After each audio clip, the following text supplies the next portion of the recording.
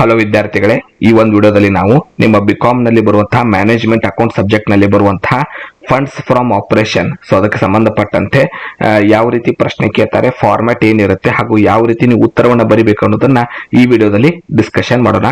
5 ಅಂಕಕ್ಕೆ funds from operation question ಕೇಳ್ತಾರೆ. So ಮೊದಲಿಗೆ ಫಂಡ್ಸ್ ಫ್ರಮ್ ಆಪರೇಷನ್ ಒಂದು ಎಕ್ಸಾಂಪಲ್ ತಗೊಂಡಿದ್ದೀನಿ. ಸೊ ಫಾರ್ಮ್ಯಾಟ್ ಕೂಡ ಇದೆ ಇಲ್ಲಿ. ಸೊ ನೀವು ಫಂಡ್ಸ್ ಫ್ರಮ್ ಆಪರೇಷನ್ ಆನ್ಸರ್ ಬಿಡಿಸ್ಬೇಕಂದ್ರೆ ಸ್ಟೆಪ್ ಏನಂದ್ರೆ, ಕ್ವಶನ್ ಅಲ್ಲಿ 2 profit and loss account amount ಕೊಟ್ಟಿರ್ತಾರೆ. ಅದರಲ್ಲಿ ನಮಗೆ ಕ್ಲೋಸಿಂಗ್ ಫಸ್ಟ್ ಬೇಕು. ಸೊ ಅದನ್ನ ಔಟರ್ ಕಾಲಮ್ ನಲ್ಲಿ ತಗೋಬೇಕು. Closing profit and loss account ಹುಡುಕಿ, ಅಂದ್ರೆ closing profit and loss account ನಾವು ಡೈರೆಕ್ಟ್ ಆಗಿ ಔಟರ್ ಕಾಲಮ್ ನಲ್ಲಿ ತಗೊಂತೀವಿ.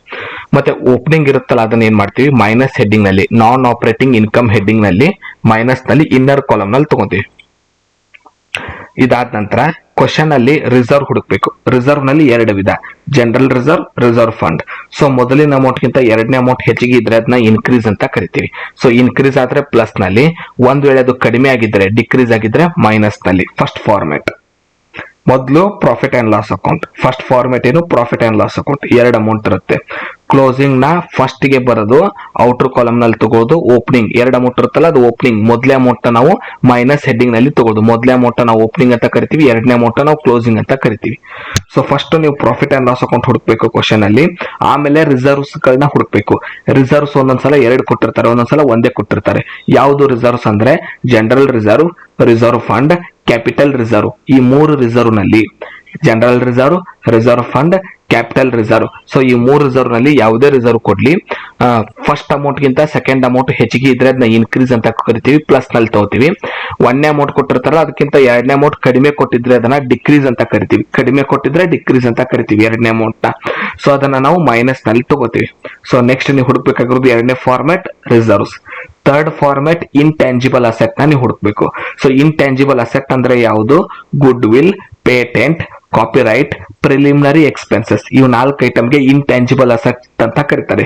ಗುಡ್ ವಿಲ್, ಪೇಟೆಂಟ್, ಕಾಪಿರೈಟ್ ಮತ್ತು ಪ್ರಿಲಿಮಿನರಿ ಎಕ್ಸ್ಪೆನ್ಸಸ್.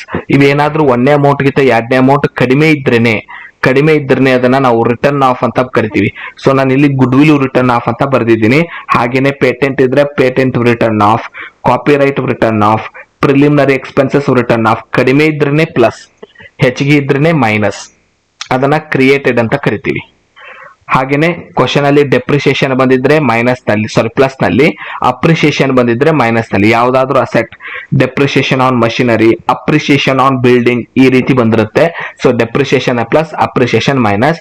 ಇದನ್ನ ಬಿಟ್ಟು ಹೊಸದಾಗಿ ಏನಾದ್ರು ಬಂದ್ರೆ, ಹೊಸದಾಗಿ ಬರೋದಂದ್ರೆ 2 ಐಟಮ್, ಡಿವಿಡೆಂಡ್, ಟ್ಯಾಕ್ಸ್. ಇವೇನಾದ್ರು ಬಂದಿದ್ರೆ ಮೈನಸ್ ನಲ್ಲಿ ತಗೋಬೇಕು. ಸೊ ಇಷ್ಟು ಫಾರ್ಮೆಟ್ ನೆನ್ಪಿಟ್ಕೊಂಡ್ರೆ ಸಾಕು. ಅಂದ್ರೆ profit and loss account closing ಹೇಗಸ್ತೀವಿ, ಓಪನಿಂಗ್ ಹೇಗಸ್ತೀವಿ. General reserve, reserve fund, capital reserve. Reserves ಬಂದ್ರೆ 2ನೇ ಫಾರ್ಮೆಟ್. ರಿಸರ್ವ್ಸ್ ಬಂದ್ರೆ ಹೆಚ್ಚಿಗೆ ಆದಾಗ ಪ್ಲಸ್, ಕಡಿಮೆ ಆದಾಗ ಮೈನಸ್. ಇಂಟ್ಯಾಂಜಿಬಲ್ ಅಸೆಟ್ ಅಂದ್ರೆ good will, patent, copyright, preliminary expenses. ಕಡಿಮೆ ಆದ್ರೆ ಪ್ಲಸ್, ಹೆಚ್ಚಿಗೆ ಆದ್ರೆ ಮೈನಸ್. ಥರ್ಡ್ ಫಾರ್ಮೆಟ್ ಇದು. ಫೋರ್ತ್ ಫಾರ್ಮೆಟ್ ಡಿಪ್ರಿಸಿಯೇಷನ್ ಬಂದ್ರೆ ಪ್ಲಸ್, ಅಪ್ರಿಸಿಯೇಷನ್ ಬಂದ್ರೆ ಮೈನಸ್. ಕೊನೆ ಫಾರ್ಮೆಟ್ 5ನೇದು ಎಕ್ಸ್ಪೆನ್ಸಸ್ ಅಂದ್ರೆ ಡಿವಿಡೆಂಡ್ ಅಥವಾ ಟ್ಯಾಕ್ಸ್ ಬಂದ್ರೆ ಅದನ್ನ ಪ್ಲಸ್ ಒಳಗೆ ತಗೋತೀವಿ. ಈ 5 ಫಾರ್ಮೆಟ್ ನೆನ್ಪಿಟ್ರೆ ಈ ಲೆಕ್ಕವನ್ನ ನೀವು ಬಿಡಿಸಬಹುದು. ಸೊ ಒಂದು ಎಕ್ಸಾಂಪಲ್ ತಗೊಂಡಿದ್ದೀನಿ. ಮೊದಲು ಕಾಲಮ್ ಮತ್ತು ಹೆಡ್ಡಿಂಗ್ ಎಲ್ಲ ಹಾಕೊಂತೀನಿ. ಸೊ ಈಗ ನಾ ಆಲ್ರೆಡಿ ಹೇಳಿದೆ, ಫಸ್ಟ್ ಫಾರ್ಮೆಟ್ ಪ್ರಾಫಿಟ್ ಅನ್ನೋ ಶಬ್ದ ಹುಡುಕೋದು. ಕ್ಲೋಸಿಂಗ್ ಅಮೌಂಟ್ ನ ನಾವು ಔಟರ್ ಸೈಡ್ ಕಾಲಮ್ ನಲ್ಲಿ ಫಸ್ಟ್ ಹಚ್ಕೋಬೇಕಂತ. ಸೊ ಕ್ಲೋಸಿಂಗ್ ಪ್ರಾಫಿಟ್ ಬ್ಯಾಲೆನ್ಸ್ ಅಂತ ಬರೋದು ಔಟರ್ ಕಾಲಮ್ ನಲ್ಲಿ 5,60,000 ತಗೊಂಡಿದ್ದೀನಿ. ಆಮೇಲೆ plus heading non operating expenses, minus heading non operating income. ಇವನ್ನೆಲ್ಲ ನಾವು ತಗೋತೀವಿ ಹೆಡ್ಡಿಂಗ್ಸ್ ನ. ಸೊ ಇಲ್ಲಿ ನೋಡ್ತಾ ಬನ್ನಿ, ನಾ ಏನ್ ಹೇಳಿದ್ದೆ, ಫಸ್ಟ್ ಪ್ರಾಫಿಟ್ ತಗೋದಂತ ಹೇಳಿದೆ, ಪ್ರಾಫಿಟ್ ತಗೊಂಡಿದ್ದೀನಿ. ಓಪನಿಂಗ್ ನ ನಾವು ಮೈನಸ್ ನಲ್ಲಿ ತಗೋತೀವಿ. ನೆಕ್ಸ್ಟ್ ಜನರಲ್ ರಿಸರ್ವ್ ಅಂದ್ರೆ ಸೆಕೆಂಡ್ ಫಾರ್ಮೆಟ್ ನೀವು ರಿಸರ್ವ್ ಚೆಕ್ ಮಾಡಬೇಕು. ಅಂದ್ರೆ ರಿಸರ್ವ್ ನಲ್ಲಿ general reserve, reserve fund, capital reserve. ಇವು 3ರಲ್ಲಿ ಯಾವ್ದಾದ್ರು ಬಂದಿದ್ರೆ, 1ನೇ ಅಮೌಂಟ್ ಗಿಂತ 2ನೇ ಅಮೌಂಟ್ ಜಾಸ್ತಿ ಇದ್ರೆ ಅದನ್ನ ಪ್ಲಸ್ ನಲ್ಲಿ ತಗೋತೀವಿ. ಸೊ ಇದರಲ್ಲಿ ಇನ್ಕ್ರೀಸ್ ಆಗಿದೆ. ಜನರಲ್ ರಿಸರ್ವ್ 2 ಲ್ಯಾಕ್ ಇದ್ದು 2,50,000 ಹೆಚ್ಚಿಗೆ ಆಗಿದೆ. ಸೊ ನಾವು ಅದರಿಂದ ಪ್ಲಸ್ ನಲ್ಲಿ ತಗೋತೀವಿ. ಒಂದ್ ವೇಳೆ ಕಡಿಮೆ ಆಗಿದ್ರೆ, ಇದು 2 ಲ್ಯಾಕ್ ಇದ್ದು ಇದೇನಾದ್ರೂ 1 ಲ್ಯಾಕ್ ಇದ್ರೆ, ಕಡಿಮೆ ಆಗಿದ್ರೆ ಡಿಕ್ರೀಸ್ ಅಂತ ಬರೆದು ಮೈನಸ್ ನಲ್ಲಿ ತಗೋತಿದ್ವಿ. 3ನೇ ಫಾರ್ಮೆಟ್ ನ ಹೇಳಿರೋದು intangible asset, good will, patent, copyright, preliminary expenses.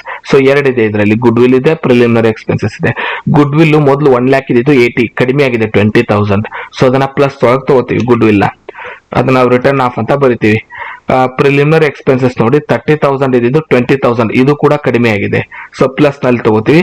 Preliminary expenses 10,000. ಆಮೇಲೆ ಡೆಪ್ರಿಸಿಯೇಷನ್ ತಗೋತೀವಿ. 40 ಇದ್ದು 52,000 ಆಗಿದೆ, ಪ್ಲಸ್ ಒಳಗೆ ತಗೋಬೇಕು.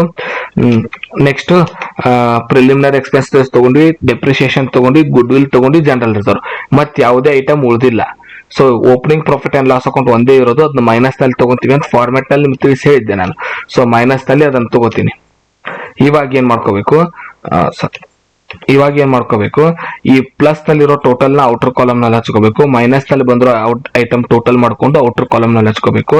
ಸೊ ಇದಕ್ಕೆ ಪ್ಲಸ್ ಮಾರ್ಕ್ ಹಾಕಿರ್ತೀವಿ. ಸೊ ಪ್ಲಸ್ ಆಡ್ ಅಂತ ಹಾಕಿರ್ತೀವಿ. ಪ್ಲಸ್ ಮಾಡ್ಕೊಂಡ್ರೆ 6,52,000 ಆಯ್ತು.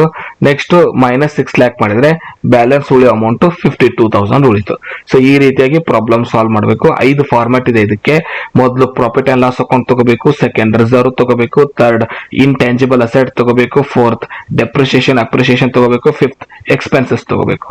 ಸೊ ಇಷ್ಟು ನೆನ್ಪಿಟ್ಕೊಂಡ್ರೆ ಸಾಕು, ಎಲ್ಲೆಲ್ಲಿ ತಗೋತೀವಿ ಅಂತ ನೀವು ಈಸಿಯಾಗಿ ಆನ್ಸರ್ ನ ಬಿಡಿಸಬಹುದು. ಮುಂದಿನ ವಿಡಿಯೋದಲ್ಲಿ ಮತ್ತೊಂದು ಮೆಥಡ್ ಒಂದಿಗೆ ಸಿಗೋಣ. ಧನ್ಯವಾದಗಳು.